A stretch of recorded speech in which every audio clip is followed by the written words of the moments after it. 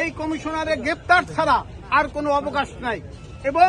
এই কমিশনারের গ্রেপ্তারের বিকল্প কোনো পথ নাই এবং এরা যারা নথিতে তারা সই করছে এই সইগুলো অবৈধভাবে তারা করছে 5 তারিখের পরে 5 তারিখের পর অবৈধভাবে 2টা রাজনৈতিক দলকে কিভাবে তারা নিবন্ধন দিল এটা আমাদের প্রশ্ন এবং আমরা 12টা দল ছিলাম তার মধ্যে 2টা দলকে সে টাকার বিনিময়ে সে এটা দিয়ে দিয়েছে।